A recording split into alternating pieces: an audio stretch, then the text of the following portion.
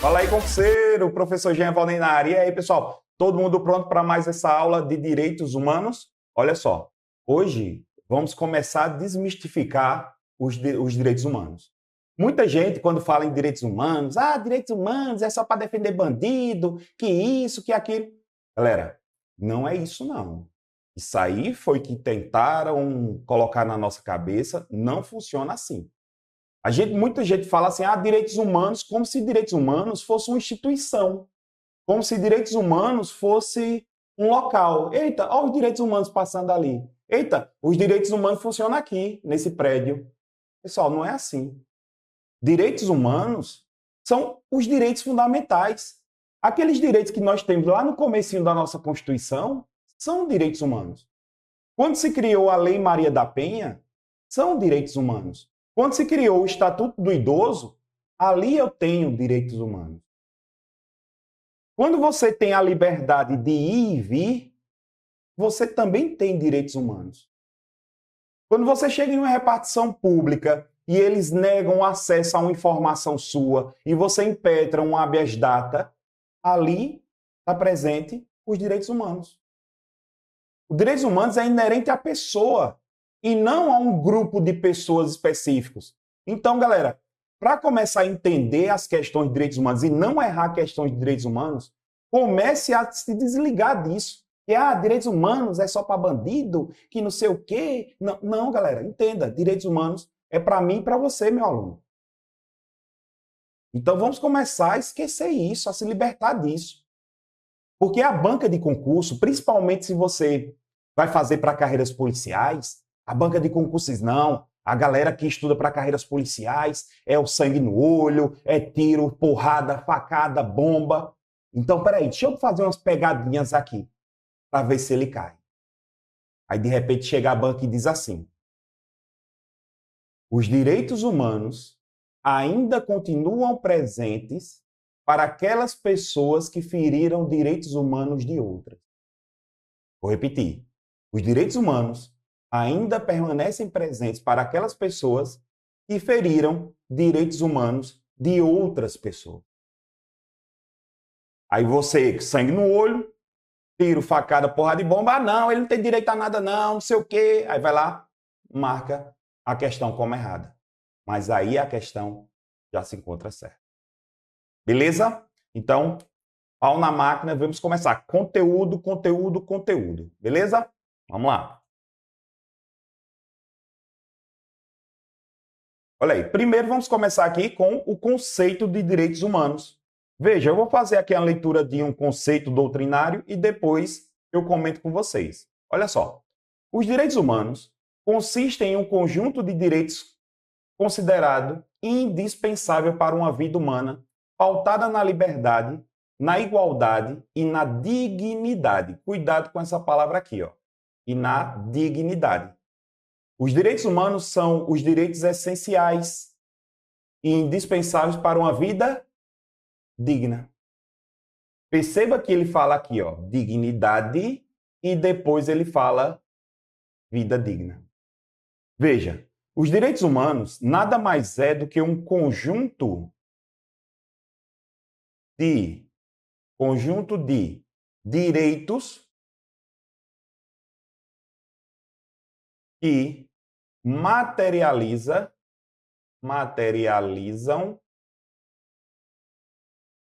a famosa dignidade da pessoa humana. Dignidade da pessoa humana. Professor, e o que seria essa dignidade da pessoa humana? Dignidade da pessoa humana nada mais é do que um princípio que reconhece a humanidade das pessoas. Diz que os direitos daquela pessoa têm que ser respeitados pelo fato dela ser humano. Para você ter ideia que a dignidade da pessoa humana é um princípio tão importante que ele é a base, ele é o alicerce dos países democráticos. Se você observar a nossa Constituição, Lá no artigo 1º, olha só, pessoal, onde ele se encontra. Lá no artigo 1º, inciso 3, consta lá, como fundamento da República Federativa do Brasil, a dignidade da pessoa humana.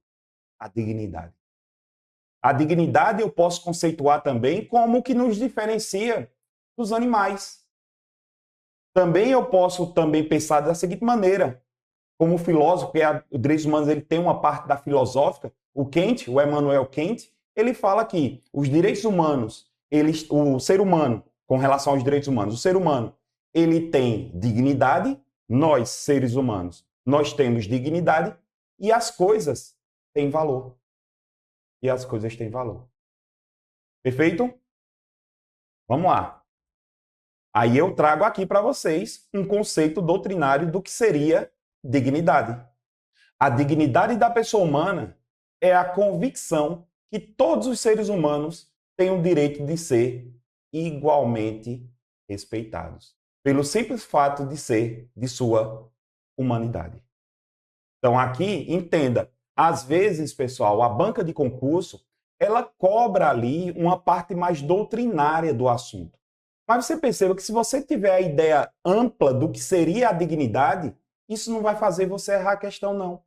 Porque se a banca coloca lá que a dignidade da pessoa humana é o que nos diferencia dos animais, a questão vai estar certíssima. Não tem problema nenhum. Para você ter ideia, olha só, acompanha aí o que já foi perguntado.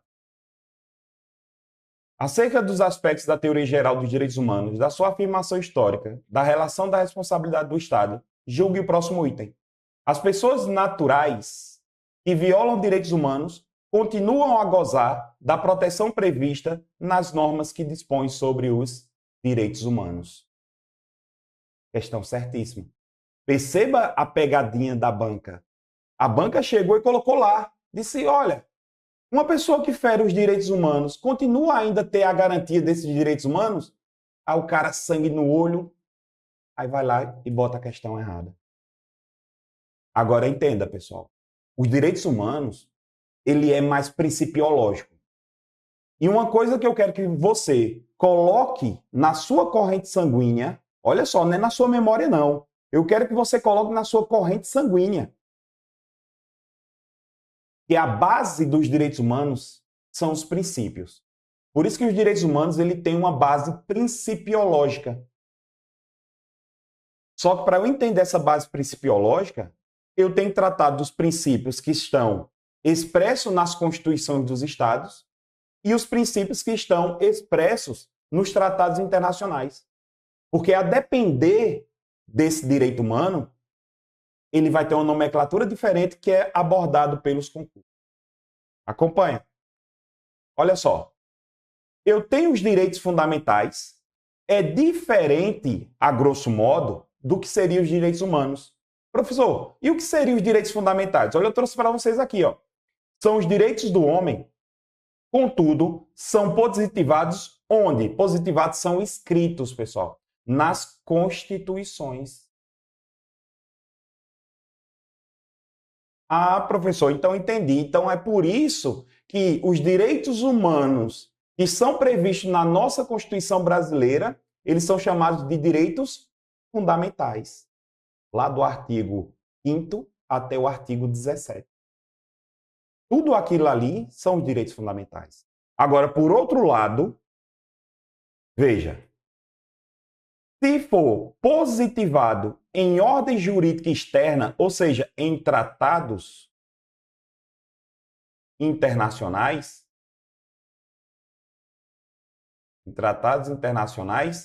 aqui eu vou ter os direitos humanos. Perceba que a banca sempre vai fazer ali uma pegadinha. A banca sempre vai fazer uma coisa, vai chegar e vai trocar. E aí ela vai chegar e vai fazer isso com vocês, ó. Os direitos humanos e os direitos fundamentais visam a proteção e a promoção da dignidade da pessoa humana. Perfeito. Sendo os direitos humanos consagrados no direito internacional. Aí na sua prova você faz isso aqui, ó. Sendo os direitos humanos consagrados no direito internacional. Perfeito. E os direitos fundamentais consagrados no plano interno. Notadamente, na Constituição Federal. Parece uma obra de arte. Questão certíssima. Perceberam aí? Cuidado para a banca não dizer que essas expressões são sinônimas. Porque se ela disser que as expressões são sinônimas, eu posso marcar como errada. Então, muito cuidado com isso. Aí você tem que entender também exatamente os princípios. Porque eu tenho no mundo jurídico as normas jurídicas. Aí eu tenho ali as regras e eu tenho ali os princípios. Certo? Então, toma cuidado com isso aqui, ó. Eu tenho o que a gente chama de normas jurídicas. Normas jurídicas, onde se divide em regras e onde se divide em princípios. Professor, as regras. Para você pensar, um jogo de futebol, eu tenho regras. Regras são mandamentos determinados, são mandamentos precisos, são mandamentos, são ordens que eu tenho que seguir, eu não posso quebrar. Isso são regras. Já os princípios, eles são a base do direito. Eles são o alicerce do direito. Eles servem como referência. Esses princípios, pode ter ideia que ele dá mais ou menos uma ideia de até quanto as regras podem seguir. Ou seja, os princípios, eles delimitam as regras. E, por exemplo, eu tenho na nossa Constituição que diz que homens e mulheres são iguais em direitos e obrigações. É uma regra. Tem que ser seguida. Só que eu tenho um princípio da igualdade. O princípio da igualdade, ele se divide em dois. Igualdade formal, que é aquela prevista na lei, que seria a regra, sacou? Que seria a regra. E eu tenho a igualdade material, que diz, como o grande Rui Barbosa diz assim, que eu tenho que desigualar os desiguais na medida de suas desigualdades. Então, devido a isso, eu tenho que entender que os princípios, eles determinam o alcance das regras. Só que, meu aluno, você tem que guardar uma coisa na sua cabeça. No conflito entre duas regras, eu só posso escolher uma. Eu vou ter que utilizar critérios de aferição, eu vou ter critérios de conflito aparente de norma, resolução de conflito aparente de normas. Eu vou ter que ver se a regra é especial. Por exemplo, se eu pego lá uma violência doméstica, uma lesão corporal em âmbito de violência doméstica, e pego uma lesão corporal fora do âmbito da violência doméstica, eu tenho duas normas. Eu tenho uma norma geral, que está lá no Código Penal, e eu tenho uma norma especial, que está na Lei Maria da Penha. Dependendo do caso concreto, eu vou eliminar um desses. Se for no âmbito doméstico, eu vou utilizar a Lei Maria da Penha. Sacaram? Por isso que eu vou ter que excluir uma. Agora, ei, vem cá. Os princípios, tem isso não. Não existe hierarquia entre os princípios. Eu não posso fazer uma hierarquia. Isso tem que estar aqui, ó, na corrente sanguínea. Não pode esquecer. Não existe hierarquia entre os princípios. Professor, e se tiver um conflito, professor, entre dois princípios? Eu vou ter que observar o caso concreto. Eu tenho que observar o caso concreto, por quê? Porque a depender do caso concreto, eu posso escolher um hoje e ter um caso concreto mais ou menos próximo que eu escolho o outro. Mas eu tenho que estar vendo ali a situação concreta. Fechou, galera? De boa? Então, olha só, vamos seguir. Aqui eu tenho, meu aluno, as características dos direitos humanos. Professor, tudo isso característica? Sim, pessoal, mas olha só. Guarda essa informação. Pessoal, esse daqui cai bastante, cai bastante, cai bastante, cai bastante, bastante, bastante, bastante. Pronto. Esses daqui.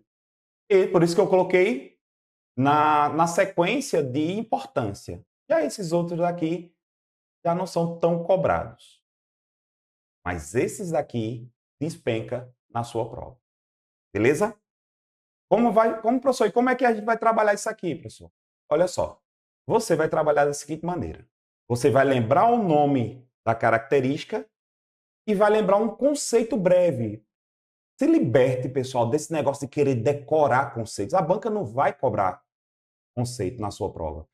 Faz o seguinte, pega a ideia, guarda a ideia. Vamos lá. Veja só, o nome você já entende aqui, ó.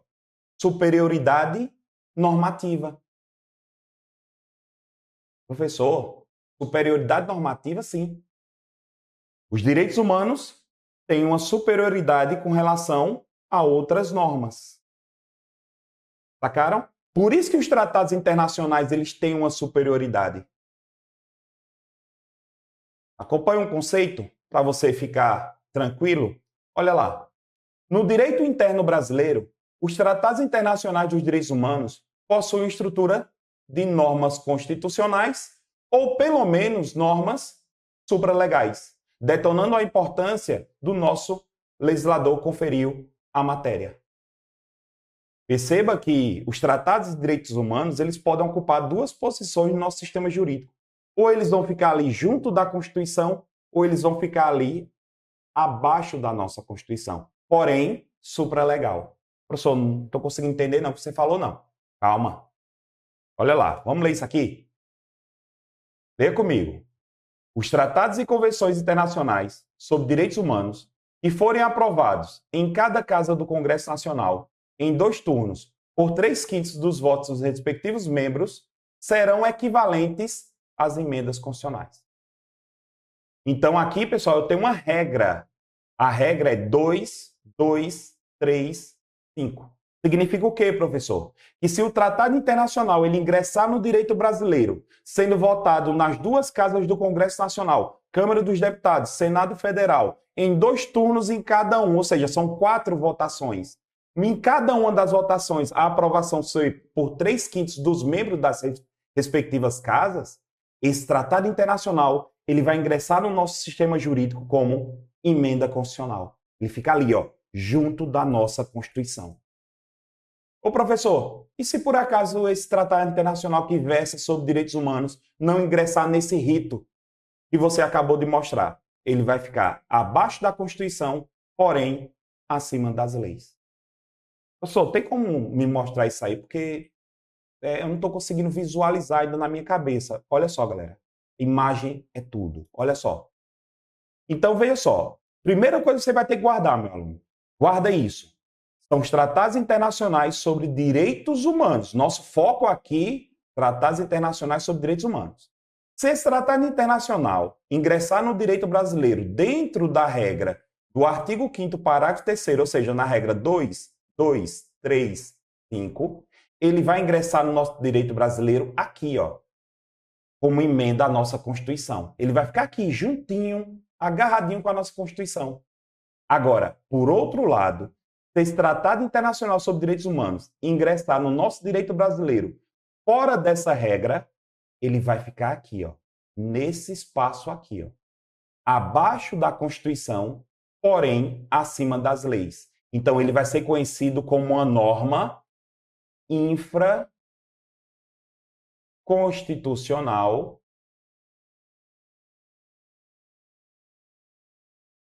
ou supralegal. Supralegal. Porque, ó, infra, abaixo da Constituição, supra, acima das leis. Professor, eu não lembro não, professor, de nenhum tratado que fica nesse lugar, não. Isso é, para mim, é novidade. Calma, calma. Você conhece. Você só não está ligando o nome à pessoa. Temos ali o nosso tão querido, o quê? Tratado de São José da Costa Rica.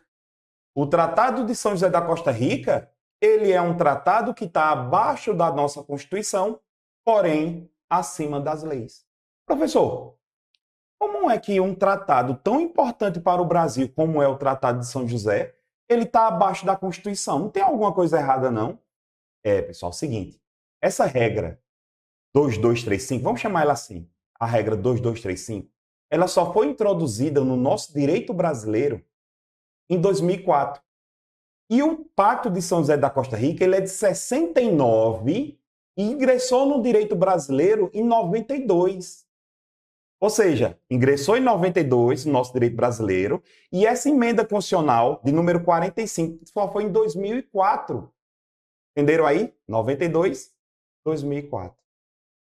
Só para você ter ideia, se fosse hoje, Imagina só que fosse hoje criado o Tratado de São José da Costa Rica, ele ingressaria no nosso direito brasileiro como emenda constitucional. Eu tenho certeza disso, pela importância que ele é. E ele ficou abaixo da nossa Constituição porque na época que ele ingressou no nosso direito brasileiro, não existia essa regra. Mas veja, ele tem uma superioridade normativa, sacou? Ele ficou acima das leis. Quando a gente for estudar, que a gente vai ter nossa matéria aqui, Pacto de São José da Costa Rica. Quando a gente for estudar o pacto, eu vou trazer mais uma coisinha, algumas curiosidades sobre o nosso pacto. Beleza? Vamos lá, vamos continuar o nosso estudo. Olha só. Uma questão para que a banca, veja como a banca cobra de uma maneira bem tranquila. Atualmente, o Brasil admite prisão civil por dívidas, exclusivamente no caso de inadimplemento de obrigação alimentar, nos termos da Convenção Americana dos Direitos Humanos, que é conhecido como Pacto de São José da Costa Rica. Por isso que essa questão ela está certíssima. Aluno, entenda uma coisa. A nossa Constituição, ela autoriza duas prisões civis. A prisão do depositário infiel e a prisão do devedor de pensão alimentícia. Só que atualmente, no nosso sistema jurídico, só se prende civilmente o devedor de pensão alimentícia. Professor, então quer dizer que o Pacto de São José, ele revogou a nossa Constituição? Revogou esse inciso da nossa Constituição? Epa, não. Revogou não. Olha só, deixa eu mostrar isso para vocês. Olha só. O pacto está aqui, está abaixo da Constituição. Então o pacto ele tem que prestar continência para a Constituição Federal. Ele não pode revogar nada da Constituição Federal.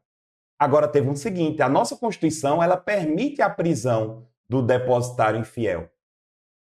Só que as normas que regulamentam a prisão tá aqui embaixo, ó.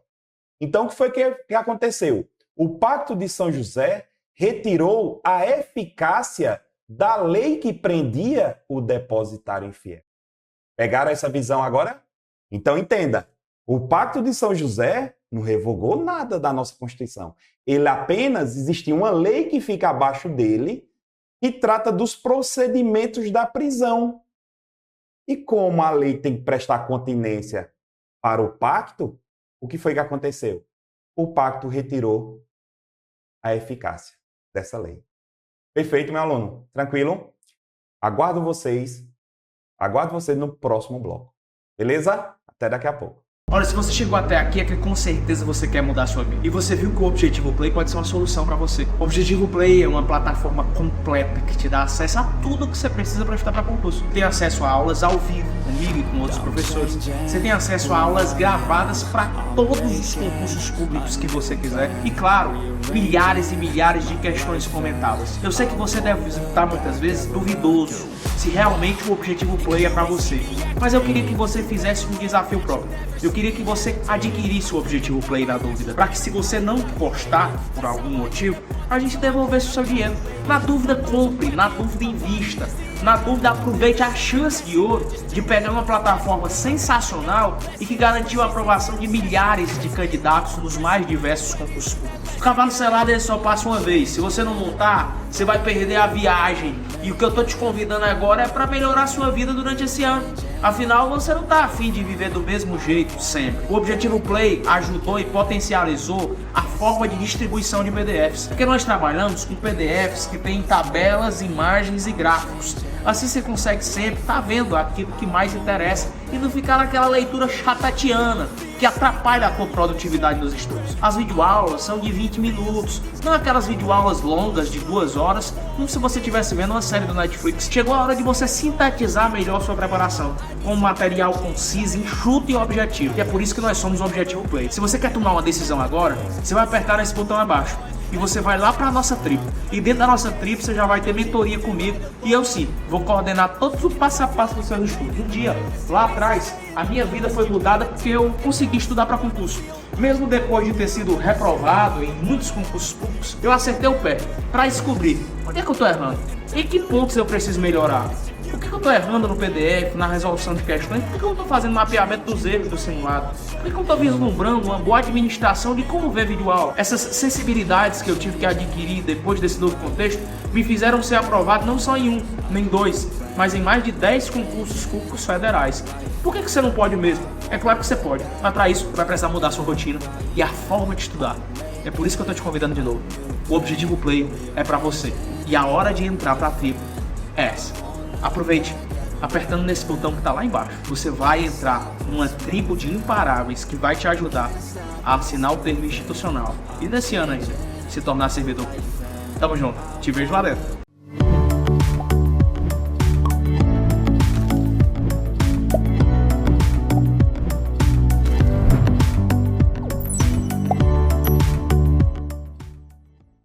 Fala aí, concurseiro! Voltamos aqui para o nosso segundo bloco de Direitos Humanos. Veja só, vocês viram que essa ideia do Pacto São José da Costa Rica é uma ideia top. Ideia ali, ó, show de bola. Vamos continuar aí nas características dos direitos humanos. Essa primeira, ela foi um pouco mais longa, porque eu queria mais ou menos explicar essa posição dos tratados internacionais de direitos humanos para você. Perfeito? Agora, as características, o próprio nome, você vai escutar o nome e já vai ter mais ou menos uma ideia do que eu estou tratando, beleza? Então, já vai ter ali uma ideia. Olha só. Historicidade. Olha só que legal. Historicidade. Veja, na historicidade eu tenho aqui, ó. A historicidade traduz o fato que os direitos humanos decorrem de um processo de formação histórica, de modo que o tempo, os direitos humanos surgem e se solidificam, em razão das lutas da sociedade em defesa da dignidade da pessoa. Veja só. Os direitos humanos, eles foram uma lenta evolução histórica. Os direitos humanos não surgiram de uma hora para outra. Dizer, eita, ó, galera, vamos criar aqui um direito humano agora? Diga aí um nome. Vamos lá, vamos criar aqui. Eita, direito humano à vida. Não, não. Eles foram surgindo de acordo com a necessidade da sociedade. Vamos imaginar que lá no passado, olha só que coisa interessante, lá na época do feudalismo, você tinha dono. Pois é, você tinha dono. Era o senhor feudal. Ele mandava em você, ele dizia quando você tinha que casar, ele dizia qual era a profissão que você tinha que exercer. Ou, se você fosse do campo, você era dono, no caso, propriedade do senhor feudal. E se você fosse da capital, você era propriedade do rei, do monarca. E ele era seu dono, ele determinava a sua vida. Se você fosse casar, você tem que pedir autorização a ele. Olha que coisa... Ou seja, você não tinha liberdade. E foi aí que a sociedade se viu nessa ganância por liberdade. Aí foi aí que surgiu o quê? A primeira característica dos direitos humanos, a primeira vertente dos direitos humanos, a primeira geração dos direitos humanos, que são as liberdades. Só que foi o seguinte, a galera saiu dos grandes feudos, saíram das monarquias e foram para as cidades. E lá, tudo livre, tudo de boa, liberdade total. Não existia a presença do Estado ali, não existia a presença do Estado. Então, por conta disso, por conta dessa situação, o Estado, como era ausente, a sociedade que morava nessas grandes cidades se viu na falta de outros direitos humanos. Os direitos assistenciais. Foi aí que teve o surgimento da segunda geração de direitos humanos, que são os direitos de igualdade, os assistenciais. E a gente vai ter uma aula específica para isso. Só estou mostrando para vocês como foi a evolução. Então veja que eu tinha uma necessidade de liberdade. Depois eu tive uma necessidade que o Estado fosse presente na minha vida para me prestar alguma coisa. Então os direitos humanos vão surgindo de acordo com a necessidade da população. E essa característica é a característica da historicidade. Só é você gravar que os direitos humanos não surgiram em um único momento. Eles foram uma leve evolução histórica. Os direitos humanos, caracterizados como direitos essenciais e indispensáveis à vida digna, variam em decorrência da transformação das necessidades humanas e de acordo com o contexto histórico. Olha que questão linda. Perceberam? que é uma coisa bem suave, bem de boa. A banca não complica tanto. Só que eu tenho outra característica que eu quero que vocês respirem, que é a característica da universalidade. A característica da universalidade, deixa eu fazer aqui uma leitura conceitual, doutrinária, e depois eu trago aqui alguns exemplos para a gente começar a amarrar esse conceito doutrinário. Acompanha. O debate que envolve a universalidade em direitos humanos é ser universal na diversidade. Trata-se de um desafio da sociedade internacional que objetiva a interpretações comuns aos mais diversos temas da sociedade, como o direito à vida, ao aborto, ao transplante de órgãos e a arquivos secretos. Veja, a característica da universalidade, ela diz que os direitos humanos são universais. Ou seja, todo mundo. O direito humano que eu tenho aqui no Brasil tem que ser o mesmo direito humano que eu tenho lá na China. Os direitos humanos que eu tenho na Inglaterra tem que ser o mesmo direito humano que eu tenho nos Estados Unidos. São universais. Só que tem um problema. Nós temos países distintos. Nós temos países com cultura diferente. Nós temos países com história diferente. Tem um país que foram colonizados. Tem um país que foram colonizadores. Então eu não posso colocar tudo na mesma panela, pessoal. Eu não posso obrigar que um país que obriga ainda o casamento entre os seus filhos, os pais ainda determinam o casamento dos seus filhos, em um país que eu tenho uma liberdade. Eu não posso impor isso, porque isso tem muito a ver com a cultura do país. E foi aí, galera, que surgiu o seguinte: eu preciso fazer sempre uma ponderação. E surgiu duas vertentes com relação à universalidade. Olha só. Dentro da universalidade, que é essa característica, surgiu duas correntes, duas vertentes. Uma vertente universalista, que diz que independente do país, os direitos humanos são únicos. Quero nem saber.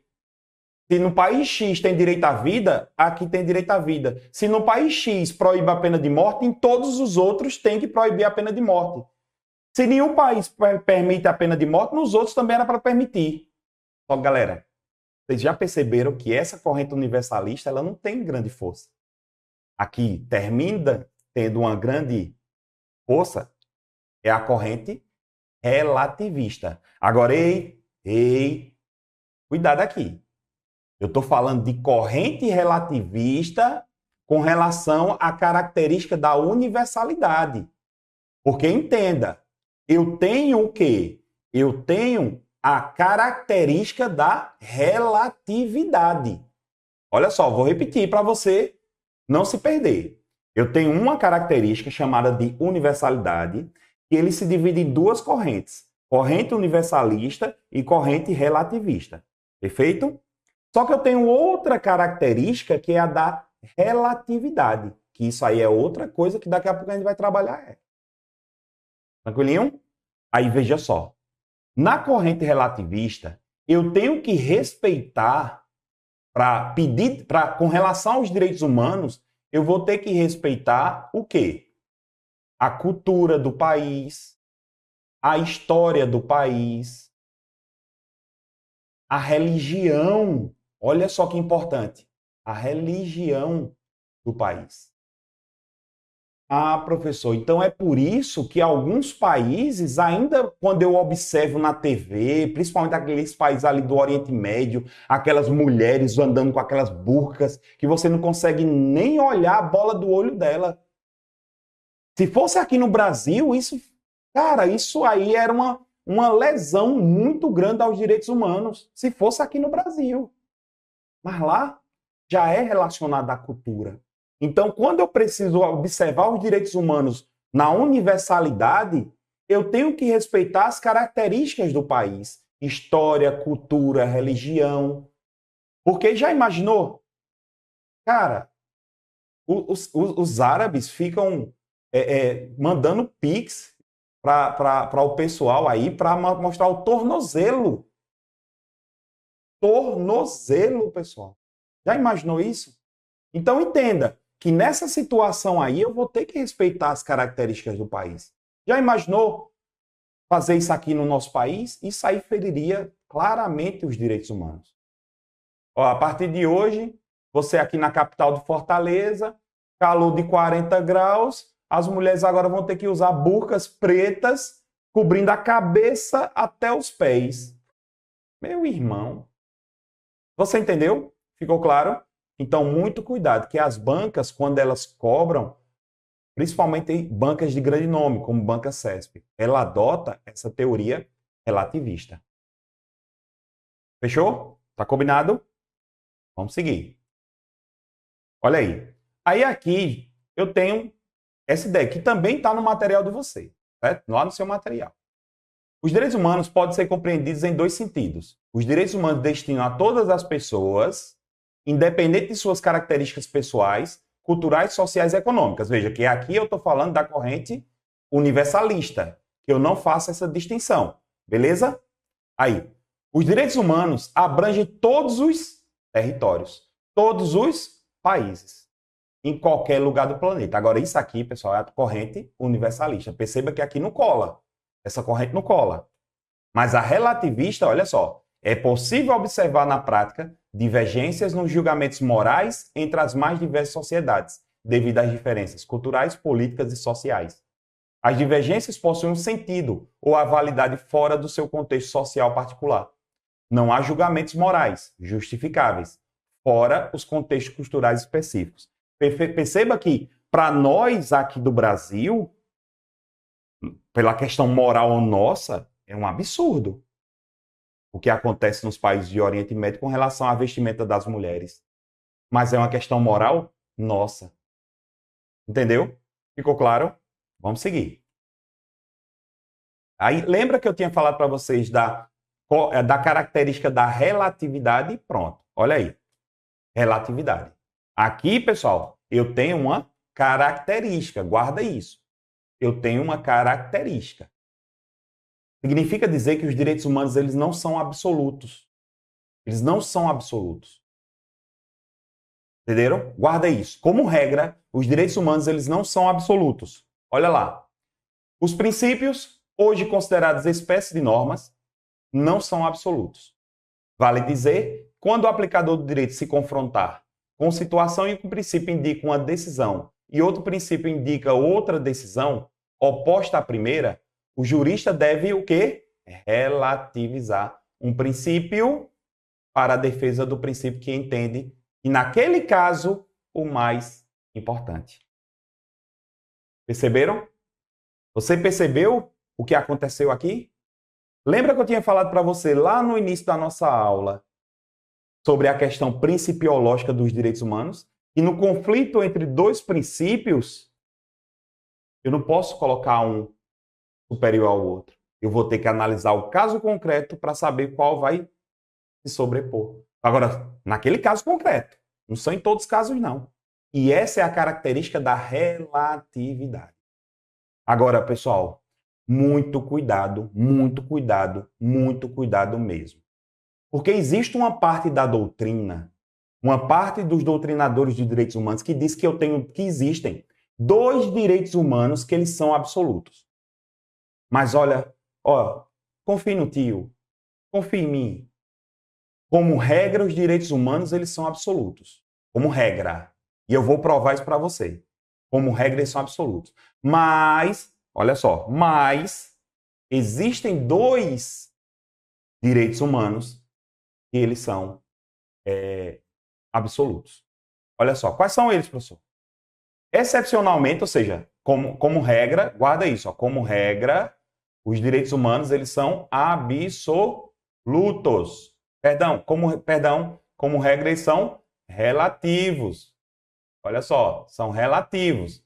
Mas como exceção, por isso que eu coloquei aqui, eu fiquei lendo uma coisa e escrevendo outra. Como exceção, existem dois direitos humanos que são, aqui, absolutos. São os direitos que não podem ser relativizados. Tortura e escravidão. Tortura e escravidão são dois direitos absolutos aqui no nosso país. Por quê? Porque a escravidão é vedada pelo Pacto de São José da Costa Rica. A escravidão é vedada em qualquer maneira. É escravidão e servidão lá no Pacto de São José da Costa Rica, que foi introduzido no nosso direito brasileiro. E a tortura, ela é vedada pela própria Constituição. Ou seja, no nosso direito brasileiro, a tortura e a escravidão são absolutas. Mas numa regra geral, mundial, os direitos humanos eles são relativos. E a banca sabe disso. A banca ela sabe que existe essas duas exceções. Aí ela faz, sabe o quê? Faz isso aqui. Acompanha aí. Concurso da PM de Alagoas agora de 2021. Os direitos humanos são relativos. Ou seja, não há direito absoluto. Galera, a banca está se referindo à regra. Nem mesmo o direito à vida é absoluto, porque a vida ela pode ser relativizada no caso de guerra. Questão certíssima. Galera enlouqueceu. Quando viu essa questão, enlouqueceu. Não, professor, mas existem dois direitos que são relativos, são absolutos. Eu disse, pessoal, pelo amor de Deus, como regra, os direitos humanos são relativos. No nosso sistema jurídico aqui, brasileiro, é que eu tenho esses dois. Mas, de repente, em outros países eu não tenho esses dois. Então, eu tenho que usar a regra. Eles são relativos. Perfeito?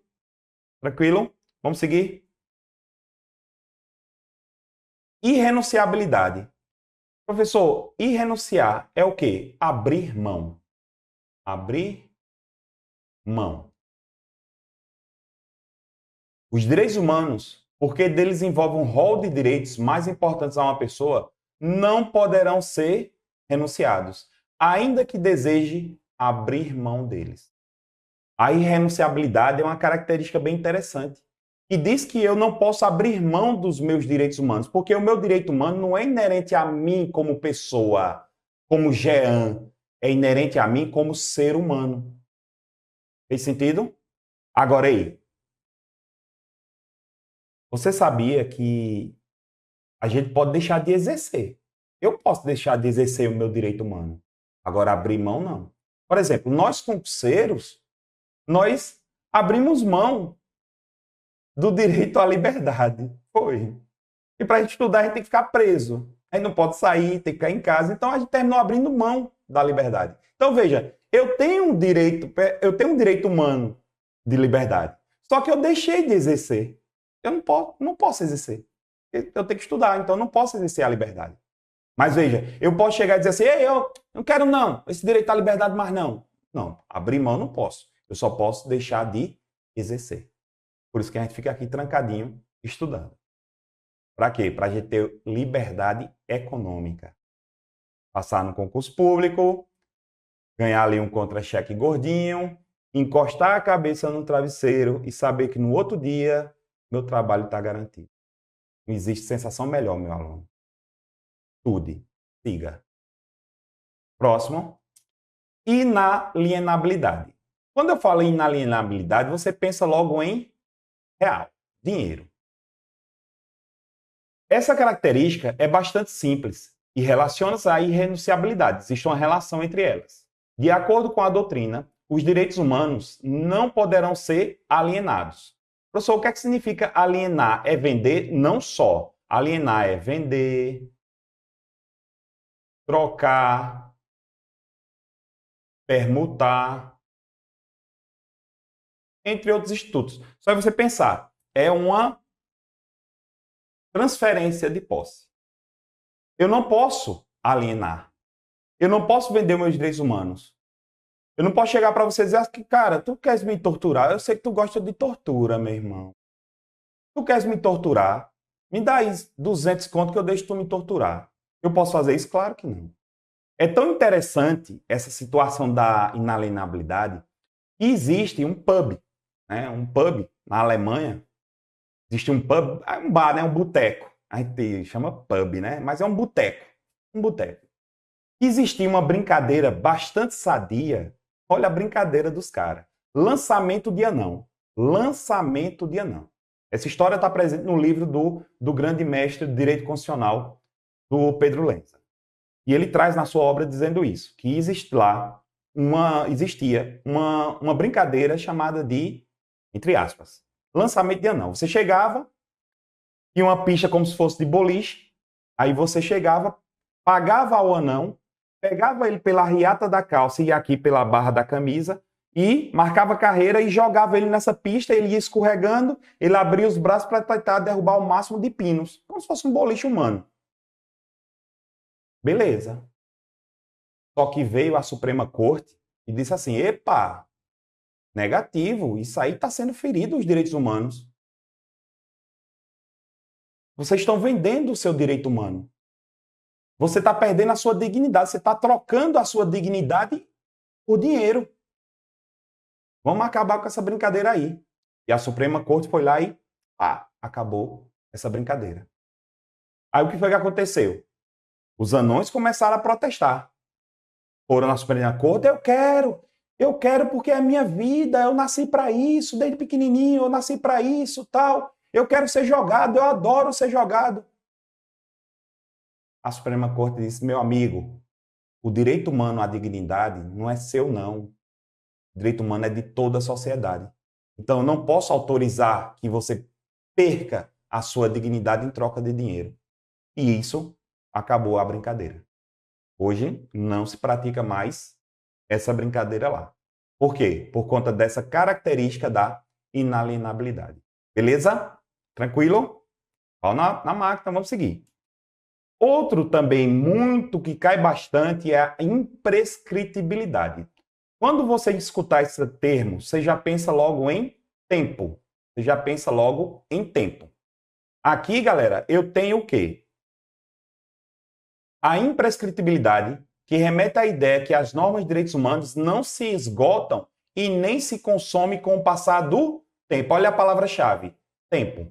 Professor, como é que funciona isso? Funciona assim. Vamos imaginar o seguinte, eu já usei o meu direito à liberdade. Lá no passado, há muito tempo atrás, né, os homens casados sabem disso, né? Os homens casados sabem muito bem disso. E quando se casa, você também perde o direito à liberdade. Mas olha só, eu já usei meu direito à liberdade. Já usei. Peraí, aí o cara vai olhar assim, ei, bicho, tu já usasse o teu direito à liberdade. Então acabou. Você não pode usar de novo, não. Você já usou uma vez, então não tem mais chance, não. Pode acontecer isso, não? Não. Por quê? Porque meus direitos humanos, eles não se esgotam com o decorrer.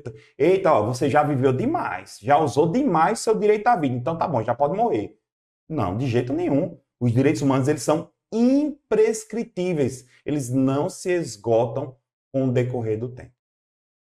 Perfeito? Aguardo vocês.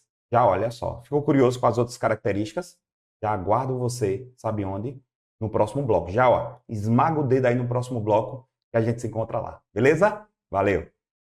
Olha, se você chegou até aqui é que com certeza você quer mudar a sua vida. E você viu que o Objetivo Play pode ser uma solução para você. O Objetivo Play é uma plataforma completa que te dá acesso a tudo que você precisa para estudar para concurso. Tem acesso a aulas ao vivo, comigo e com outros professores. Você tem acesso a aulas gravadas para todos os concursos públicos que você quiser. E claro, milhares e milhares de questões comentadas. Eu sei que você deve estar muitas vezes duvidoso se realmente o Objetivo Play é para você.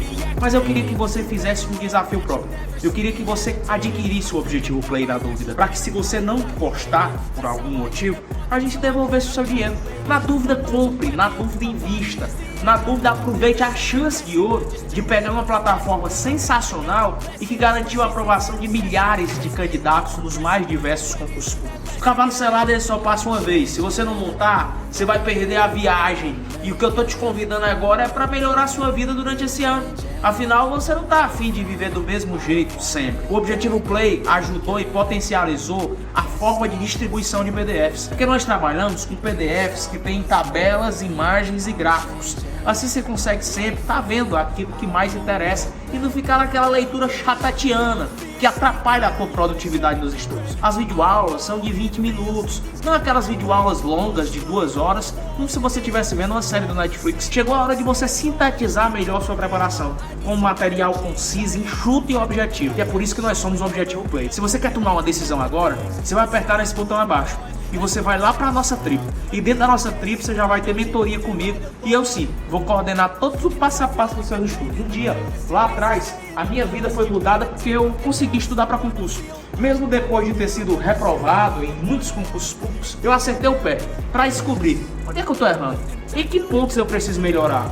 Por que eu estou errando no PDF, na resolução de questões? Por que eu não estou fazendo mapeamento dos erros do simulado? Por que eu não estou vislumbrando uma boa administração de como ver vídeo aula? Essas sensibilidades que eu tive que adquirir depois desse novo contexto me fizeram ser aprovado não só em um, nem dois, mas em mais de 10 concursos públicos federais. Por que você não pode mesmo? É claro que você pode, mas para isso vai precisar mudar a sua rotina e a forma de estudar. É por isso que eu estou te convidando de novo. O Objetivo Play é para você e a hora de entrar para a tribo é essa.